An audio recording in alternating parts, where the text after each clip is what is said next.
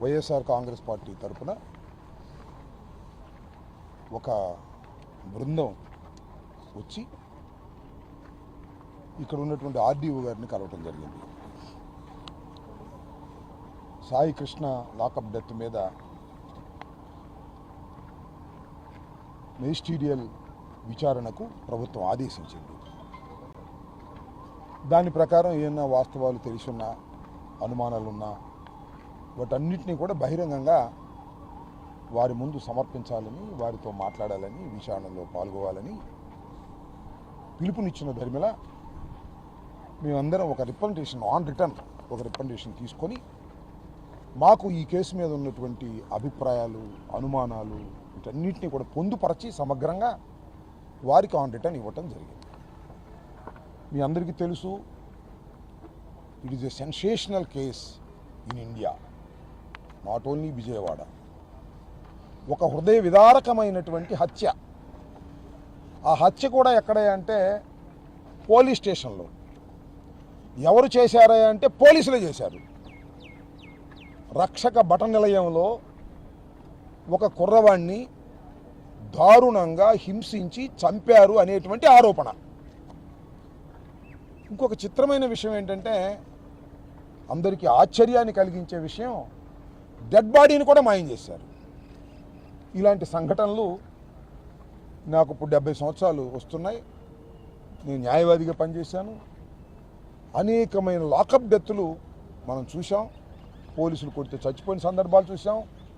కానీ ఇంత భయంకరమైనటువంటి పోలీస్ హత్యని ఇంతవరకు చూడలేదని ఈ సందర్భంగా నేను చెప్పదలుచుకున్నాను. అదేమంటే కొంతమంది ఏమంటారంటే వాడు రౌడీ అండి, వాడి మీద కేసు ఉన్నాయండి, ఇలాంటి చౌకబారు మాటలు మాట్లాడుతున్నారు. ఇది భారత ప్రజాస్వామ్యంలో రాజ్యాంగం ఇచ్చినటువంటి బ్రతికేటటువంటి హక్కుకి భిన్నంగా జరిగినటువంటి సంఘటన. ఈ సంఘటన మీద దేశవ్యాప్తంగా చర్చ జరుగుతూ ఉంది. దీనిలో గమనించాల్సిన విషయం ఏంటంటే,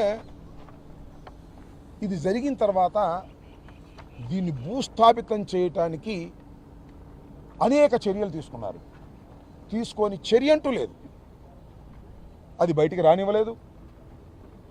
ఎక్కడైతే డెడ్ బాడీ కనపడితే కేసు అవుతుందేమో డెడ్ బాడీని క్లోజ్ చేసేసేసి డెడ్ బాడీని భస్మం చేసేసారో లేకపోతే పాసేసారో తెలియదు. చివరికి తల్లి వెళ్ళి అడిగితే సమాధానం లేదు. చివరికి మీకు మనవి చేస్తున్నా, మే 28వ తారీఖున తల్లి వెళ్ళి ఒక కంప్లైంట్ ఇచ్చింది. నా కొడుకుని పోలీసులు తీసుకొచ్చారు, ఇది మిస్టీరియస్గా ఉంది, లాకప్ డెత్ లాగా కనిపిస్తుంది అని ఇచ్చినా కూడా దాన్ని కూడా రిజిస్టర్ చేయలే. రిజిస్టర్ చేయకపోగా అక్కడి నుంచి జాగ్రత్త పడ్డారు. ఎవిడెన్స్ను తుడిచివేసే కార్యక్రమం పోలీసులు చేశారు. చివరికి ఎప్పుడు మాజీ ముఖ్యమంత్రి జగన్మోహన్ రెడ్డి గారు వెళ్ళి పలకరించారు. అమ్మా, నీకు జరిగిన అన్యాయం, నీ వెనుక మేము ఉంటాం అని చెప్పారు. ఇప్పుడు ఇది 18వ తారీఖున సాయంత్రం ఆ రాత్రి పిలిపించుకుని విజయలక్ష్మి గారి దగ్గర కంప్లైంట్ తీసుకుని అప్పుడు రిజిస్టర్ చేశారు. అంటే జగన్మోహన్ రెడ్డి గారు వెళ్ళి పలకరించకపోతే కేసు కూడా రిజిస్టర్ చేసేవాళ్ళు కాదు. అంతకుముందు హెబియస్ కార్పస్ ఆ తల్లిగారు వేసింది. దానికి ఏం చెప్పారో నేను ప్రత్యేకంగా చెప్పాల్సిన అవసరంలా. వెతుకుతున్నామండి. ఎవరు చెప్పింది? పోలీసులే. వెతుకుతున్నామండి, టీములు వేశామండి. అప్పటికే చచ్చిపోయాడు, అప్పటికే బూడిదైపోయాడు.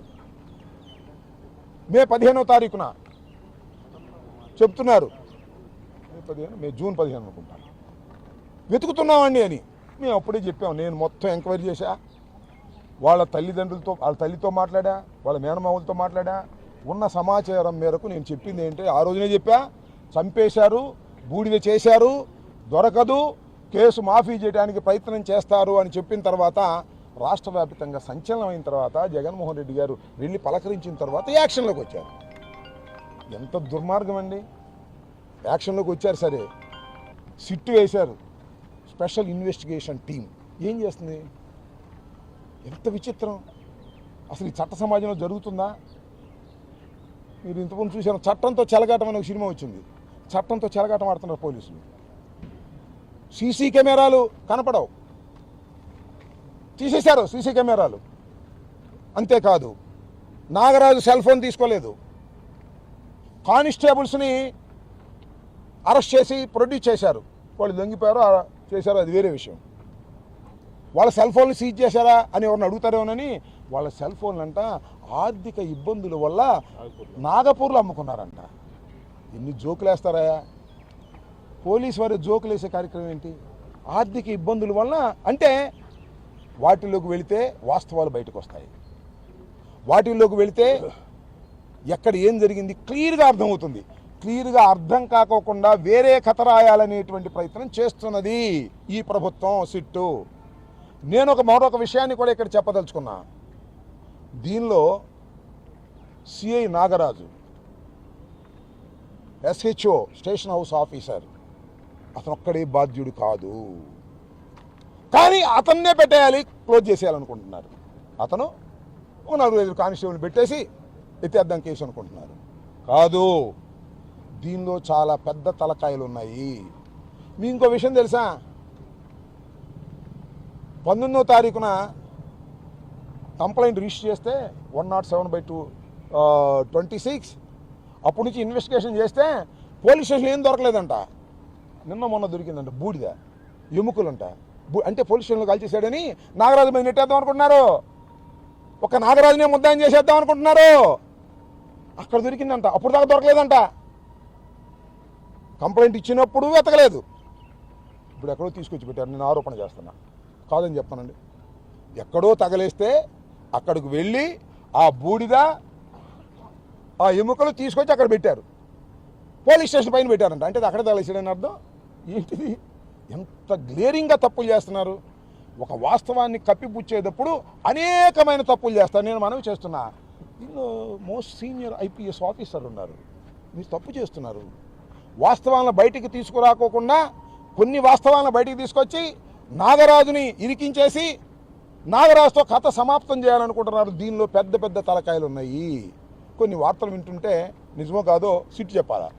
అసలు పోలీస్ స్టేషన్లో కొట్టలేదంట, హోటల్ తీసుకెళ్ళి కొట్టారంట, మరో చోట కొట్టారంట, తీసుకెళ్ళి బూడి చేశారంట. అది మేము చెప్పిందాక బూడి చేశారని మొట్టమొదటిగా మా చెవులకు వస్తే మేమేం చెప్పాము. బూడి చేసిన మాట నిజమే కదా. ఎముకలు తీసుకొచ్చి పెట్టారు పోలీస్ స్టేషన్ పైన. 4 ఎముకలు. అవి మరి నిజంగా అవి మరి సాయికృష్ణవో కావో సరే, DNA టెస్ట్లో తెలుస్తుంది.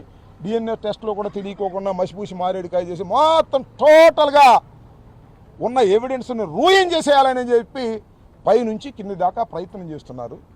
ఇవాళ మెజిస్ట్రేరియల్ ఎంక్వైరీ చేశారు. నిజానికి జ్యుడిషియల్ ఎంక్వైరీ జరగాల. మెజిస్ట్రేరియల్ ఎంక్వైరీలో ఏమీ రాదు. మెజిస్ట్రేరియల్ ఎంక్వైరీ ఇప్పుడు వేయాలి, దెబ్బలు తగిలినప్పుడు, వాడు బతుకున్నప్పుడు వేయాలి. పోలీస్ స్టేషన్లో డెత్ జరిగితే మెజిస్ట్రేరియల్ ఎంక్వైరీ కాదు, మసిపూసి మారేడుకాయ చేయడానికి ప్రభుత్వం వేస్తున్నటువంటి నాటకం జ్యుడిషియల్ ఎంక్వైరీ ఇవ్వాలా. అంతేకాదు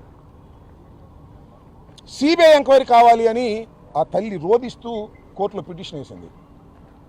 హెబియస్ కార్పస్ పిటిషన్లో అడిషనల్ పిటిషన్. అక్కడ నుంచి తంతు మొదలెట్టాడు చంద్రబాబు నాయుడు గారు. కొంతమంది తెలుగుదేశం వాళ్ళు ఆమెని మోసం చేయడానికి, ఆమెని బలవంతం చేయడానికి ఆమె మీద ప్రెషర్స్ బిల్డప్ చేస్తున్నారు. వదిలేమ్మా తీసేసుకో పిటిషన్ అని. తీసేసుకోకపోతే కొంపలు మునిగిపోతాయి, ప్రభుత్వాలు పడిపోతాయి, దీనిలో వాస్తవాలు బయటకు వస్తాయి ప్రెషర్ చేస్తున్నారు. I know that. సరే, ఆ ప్రెషర్ తట్టుకుంటారా లేదా వీ విల్ సీ లేటర్. ఏవి తట్టుకున్నా లేకపోయినా ఇది ఆ తల్లి బాధే కాదు, సమాజపు బాధ. ఒక వ్యక్తిని తీసుకెళ్ళి పోలీస్ స్టేషన్లో చంపేసి బూడిద చేసి మాయం చేయాలనేటువంటి ప్రయత్నం, కేసుని క్లోజ్ చేయాలనే ప్రయత్నం చేస్తున్నారు. ఇది సమాజానికి చాలా ప్రమాదకరం. కాబట్టి పౌర హక్కుల వాళ్ళు బయలుదేరారు, వచ్చారు చాలామంది. వైఎస్ఆర్ కాంగ్రెస్ పార్టీ తరఫున మేము చెల్లించి మాట్లాడుతున్నాం, వదిలిపెట్టాం. మేము కూడా CBI ఎంక్వైరీ చేయమని చెప్పేసి మేము కూడా పిలిచివేస్తాం ఈ రాష్ట్రంలో, ఈ దేశంలో. కాబట్టి అసలు ఇప్పుడైనా సరే ఒక స్టేట్లో ఒక డెత్ జరిగితే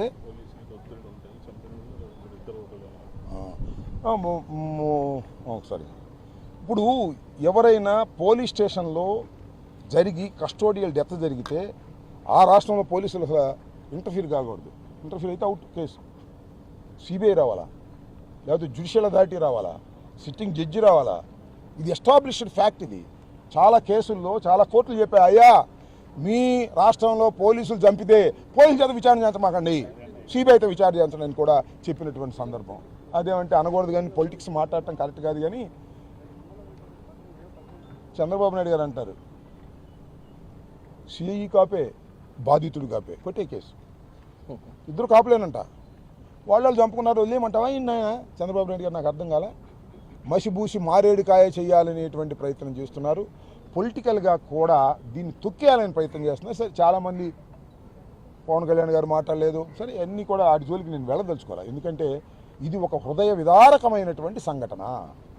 ఈ రాష్ట్రంలోనే కాదు, దేశంలోనే ఇప్పుడు జరగనటువంటి సంఘటన. దీన్ని ఇలాగే భూస్థాపితం చేస్తే చాలా ప్రమాదం సమాజానికి. దీన్ని వెలుగులోకి రావాలి. తమిళనాడులో మదురై కోర్టులో ఏ విధంగా తీర్పిచ్చారో దీనిలో వాస్తవంగా పాల్గొన్న అందరికీ కూడా ఉరిశిక్షలు పడేంత వరకు కూడా సమాజం తరపున మనం పోరాడవలసినటువంటి బాధ్యత ఉందని మేము భావిస్తున్నాం. ఒక పైనుంచి నొక్కేస్తున్నారు ఐపీఎస్ ఆఫీసర్లు, సిట్టు, వీళ్ళందరూ నొక్కేస్తున్నారు. ఇది ధర్మం కాదు. మీకు ఆ ఉసురు తగులుతుంది, ఆ తల్లి యొక్క ఉసురు తగులుతుంది. వాస్తవాలు బయటకు తీసుకురావడానికి, సమాజానికి చెప్పడానికి, న్యాయస్థానానికి చెప్పడానికి మీరు ప్రయత్నం చేయాలి. అనేకమైన గ్లేరింగ్ మిస్టేక్స్ మీరు చేశారు ఇప్పుడు దాకా. ఆమె 28వ తారీఖున ఇస్తే కేసు రిజిస్టర్ చేయలేదు, మళ్ళీ పిలిపించుకుని కేసు రిజిస్టర్ చేశారు. ఆ రోజునే కేసు రిజిస్టర్ చేసినట్టయితే వాస్తవాలు బయటకు వచ్చాయి. అంతకుముందే వెళ్ళి ఆపినట్టయితే అతను మరణించేవాడు కాదు. ఈ మరణం వెనుక మిస్టరీ ఉంది. కేవలం ఒక రౌడీ షీటర్ను, ఒక కేసులో ఉన్నవాడినో తీసుకొచ్చి చచ్చేదాకా కొడతారని ఎవడన్నా? ఒక గంజాయి కేసు కొడతారు చచ్చేదాకా కొట్టారు అంటే దీనిలో మిస్టరీ ఉంది. దీనిలో ఏదో పెద్ద హస్తం ఉంది. ఆ హస్తాన్ని కాపాడటానికి నాగరాజును బలి చేసే కార్యక్రమం. వాడు కాపే, వీడు కాపే, కొడే కేసు. నాగరాజు అనే వ్యక్తి యొక్క పాత్ర లేదని నేను, అతని పాత్ర చాలా తక్కువగా ఉన్నట్టుగా నాకు సమాచారం. అసలు పెద్దలు పాత్ర ఉంది, మిస్టరీ ఉంది. దాన్ని కప్పేందుకు ప్రయత్నం చేస్తున్నారు. నాగరాజు కూడా భయపడతాడు. విన్నారా విచిత్రం? సిఐ నాగరాజు కూడా భయపడుతున్నా అంట. రిటర్న్గా ఇచ్చాడు, అయ్యా నన్ను పోలీసులు హ్యాండ్ ఓవర్ చేస్తే నన్ను కొడతాడు అంట, చంపేస్తారంట. అంటే అతను కూడా చంపేసి అవుట్ అయిపోయింది. ఆ కాపు చచ్చాడు, ఈ కాపు చచ్చాడు, తీసేయ్ కేసు అంటాడు చంద్రబాబు. అనేది నన్ను చంపేస్తారని కస్టడీలో ఉన్నటువంటి ఒక సీనియర్ పోలీస్ ఆఫీసర్, సిఐ, నేరారోపణలో ఉన్న వ్యక్తి పోలీసులను చూసి భయపడేటువంటి పరిస్థితికి వచ్చిందంటే అతని మీద తీవ్రమైన ఒత్తిడి ఉంది. ఒప్పుకో నాగరాజు, నువ్వు ఒప్పుకో, అందరం వదిలేద్దాం. మీ కానిస్టేబుల్ నలుగురు కలిసి ఒప్పేసుకోండి, తూతుమందం చేసేద్దాం, కేసు క్లోజ్ చేసేద్దాం అని ఎక్కడో ఒత్తిడి ఉంది పోలీస్ ఆఫీసర్లో, అధికారులు. కాదా చెప్పమంటున్నా. దీనికి జ్యుడిషియల్ విచారణ జరగాలి, సిబిఐ ఎంక్వైరీ జరగాలి, జడ్జి చేత జరగాలి. జరిగినప్పుడు మాత్రమే వాస్తవాలు బయటకు వస్తాయి. అలా వాస్తవాలు బయటకు వచ్చేంత వరకు మేము పోరాటం చేస్తాం వైఎస్ఆర్ కాంగ్రెస్ పార్టీ తరఫున. ఆ తల్లిని కూడా పోరాటం చేయమని అడుగుతాం. పాప మన మీద ఒత్తిళ్ళు ఉన్నాయి, వాళ్ళ మీద చాలా బాధాకరమైనటువంటి ఒత్తిళ్లే కాక భయపెట్టేటటువంటి పరిస్థితులు కూడా ఉన్నాయి. ఒక్కడ ప్రభుత్వం అది, పోలీసు యంత్రాంగం అది, పెద్ద పెద్ద ఆఫీసర్లు, పాప స్మాల్ ఫ్యామిలీ.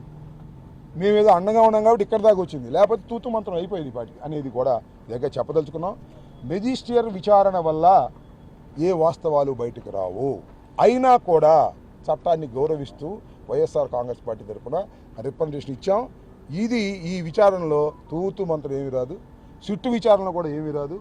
సిట్టు విచారణ ఏం జరుగుతుందంటే ఉన్నటువంటి ఆధారాలను తుడిచిపెట్టి వక్ర మార్గంలో పెట్టే కార్యక్రమం చేస్తుంది. ఎక్కడో వెళ్ళిపోయినటువంటి డెడ్ బాడీ యొక్క ఎముకలు తీసుకొచ్చి పోలీస్ స్టేషన్ పైన పెట్టి ఇక్కడే తగలేసాను నాగరాజుని చెప్పడానికి ప్రయత్నం చేస్తున్నారు. ఇది చాలా ఘోరం, అన్యాయం. నేను చెప్తున్నా, నాగరాజుకి అన్యాయం జరిగినా కూడా ఒప్పుకోం. నాగరాజు దీనిలో పాత్ర ఉంది. స్టేషన్ హౌస్ ఆఫీసర్గా ఎవరండి తీసుకొచ్చింది? టాస్క్ ఫోర్స్ కదా. అసలు టాస్క్ ఫోర్స్ చంపేసి నాగరాజు మీద పడుతుందని అనేటువంటి అపవాదు కూడా ఉంది. టాస్క్ ఫోర్స్ చంపేసిన తర్వాత అది నాగరాజు మీద నెట్టాలనేటువంటి ప్రయత్నం చేస్తున్నారు అనేది కూడా ఉంది ఇవాళ. కాబట్టి ఈ వాస్తవాలు బయటకు రావాలి. నిజమైన దోషులు, నిజమైనటువంటి కిల్లర్సు ఎంత పెద్దవాళ్ళైనా వాళ్ళు తమిళనాడులో శిక్ష పడ్డట్టుగా పడాలని మేము కోరుకుంటున్నాం.